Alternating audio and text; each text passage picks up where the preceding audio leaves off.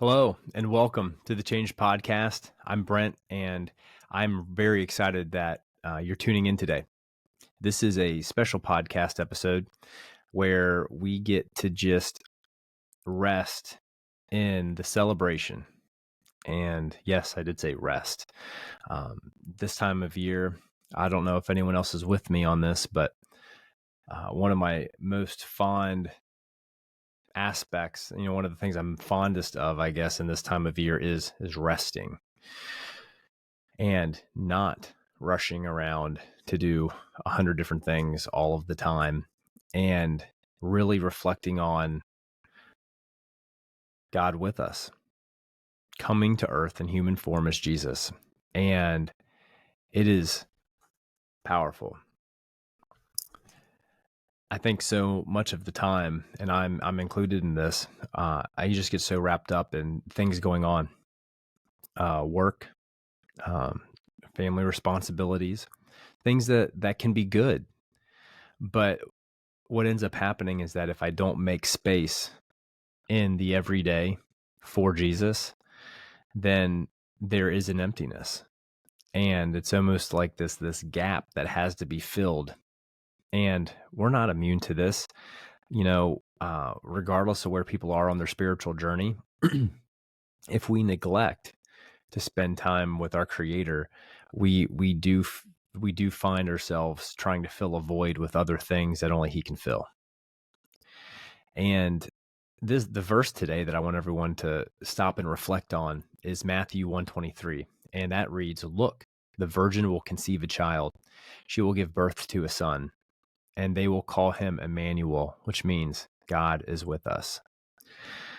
And it's short, but when we stop to think, God created this place we live in, Earth, and the heavenly realms and all of the angels, and everything's included in that, all of the things going on, spiritual warfare, all the things, like the spiritual warfare is being dealt with in the spiritual realm by God. But here's what's really wild.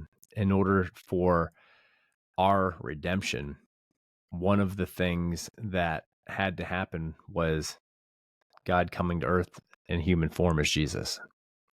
And wow, what a game plan.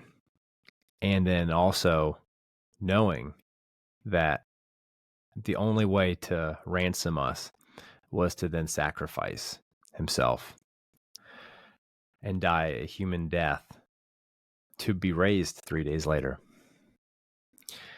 And just incredible knowing and prophetic power of everything that came to a head when he was born.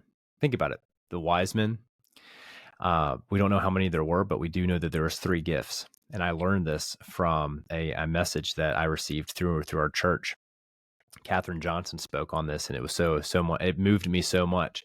She talked about the gifts. There's 3 different types of gifts. We actually don't know in Scripture how many magi there were, but they gave gold, which was obviously an honoring gift for kings. Frankincense, which was a beautiful smelling incense that was, of course, used in the offerings in the tabernacle and offered to God in different forms through the Old Testament. And then there's myrrh, which also was a sweet smelling substance, but was also used as an embalming agent for burial. And you think about that. And then also all of the logical side of this, which is, looking at all the corroborative evidence out there of the 5,000 or so plus manuscripts for the Old Testament, written and transcribed into so many different languages around the world, different countries, from thousands and thousands of years ago. And this isn't an apologetics message, but what it is just, it's really powerful to look at all of the different prophecies that lead up to God coming to earth in human form as Jesus. And there's hundreds of prophecies that point to Jesus coming to earth, living the way that he did, doing the things that he would do, and then dying a human death to be raised 3 days later. And it's John Bevere actually spoke about the odds of if this wasn't true, it would be basically like one in some number that's just unfathomable. The amount of chances of actually it not being true, the fact that everything happened the way that it did was like a one in, some number that has 30 or 40 plus zeros behind it. And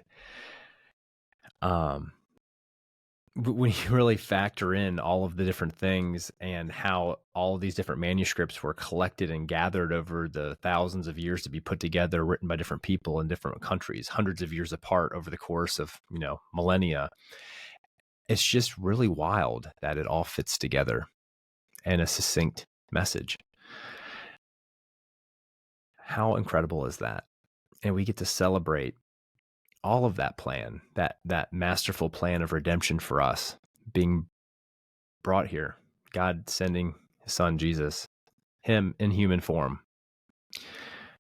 to live among us. I leave you with this. Merry Christmas and Matthew 1:23. Look, the virgin will conceive a child. She will give birth to a son, and they will call him Emmanuel, which means God is with us. Merry Christmas to you and yours.